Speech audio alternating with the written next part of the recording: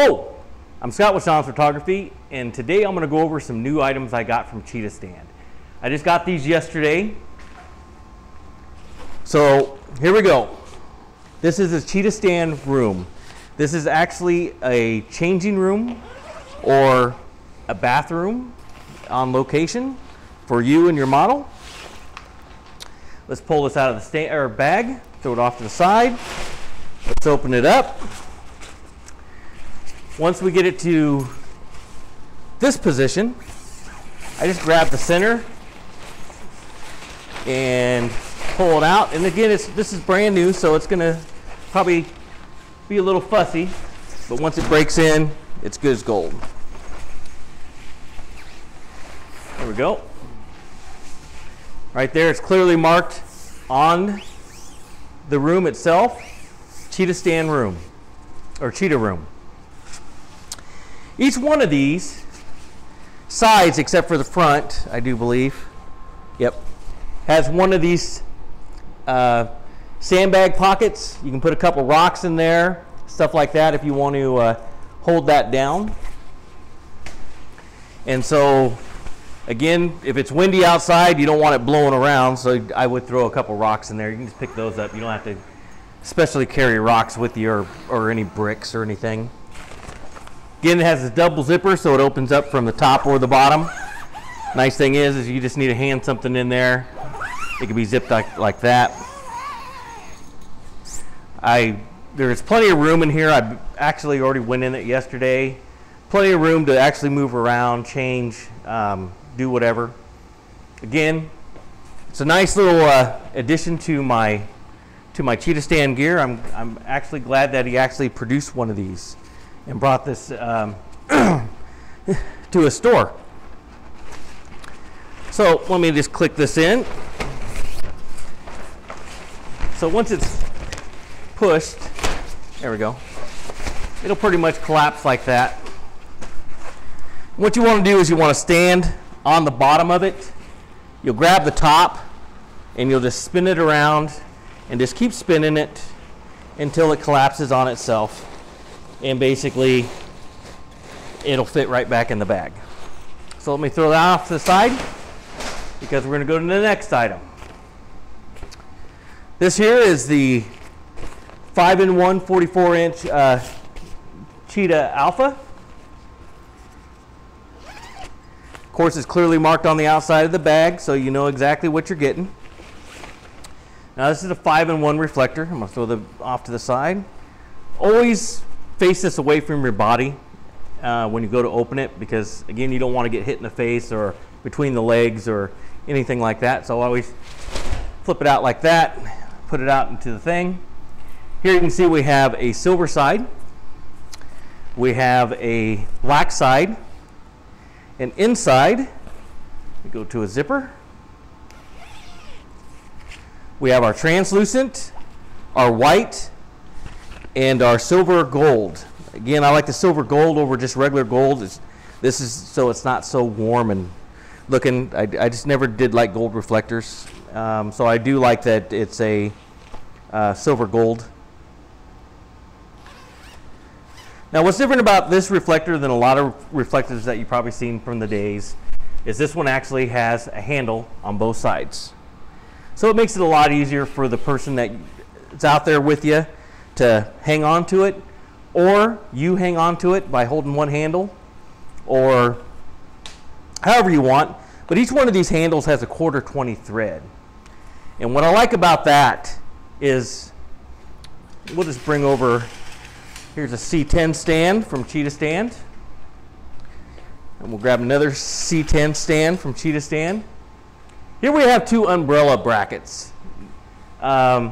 I got those from Cheetahstand as well.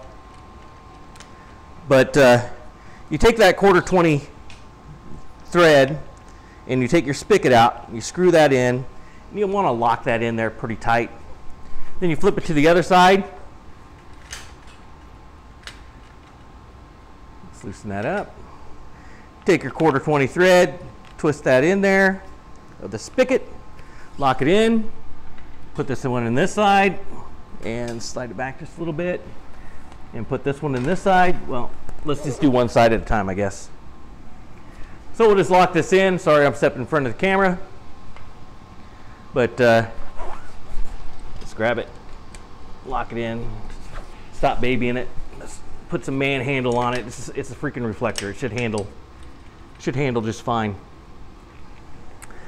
Using the shoot through that's in here, you could actually use this to block sun down on your subject and diffuse it. So then that way you can get a nice even balance between the background light and your subject. If you're shooting natural light, if you're shooting strobe and you want to get some of that harsh light off the subject, this is another nice thing. Plus it's also a nice place to stand under here. If you're shooting, it's a nice little shade. If you're in a windy condition, of course I'd use sandbags on the stands, but if you're not in a windy situation, you don't really need them.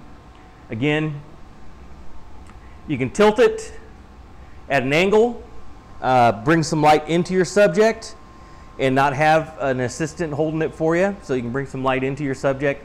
You can use it at lower and bring light up underneath the subject. It depends on how you want to do it. Again, it's a nice little new feature on the Cheetahstand reflectors here, so I really like that little setup.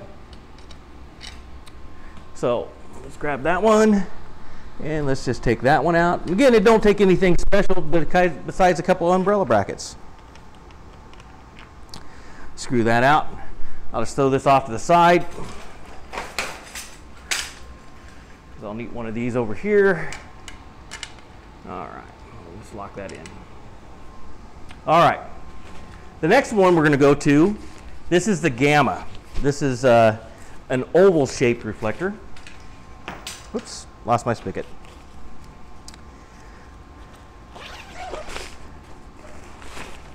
Again, flip it off to the side, away from the body, flap it open. Again, it has the black, the silver. I like using these in studio. These are my gobos and scrims. I don't like using foam core or anything like that. This is what I use to block the light between me and the background light so I'm not getting flare into my camera. And normally I use in the black side because again, I'm already adding my lights that I want onto the subject. I don't need added light onto them, so I'm always using the black side. We'll take our 1/4-20. Again, it has two handles on it as well as the Alpha. We just lock that in. And we're going to take the umbrella bracket off this one. Just like this. And we're going to move it out of the way. So we'll just move the C10 stand out of the way. Here's one thing I like about the C12 stand. C12 stand, or even the boom, Cheetah boom, it has a universal spigot mount. You can go through the top or you can go through the side. And that's what I like about this one, is because I can go through the side, lock this in, let's flip it to the other side, and lock that one on. And once that's locked on, we take our spigot. And again, this is how I set it up in studio.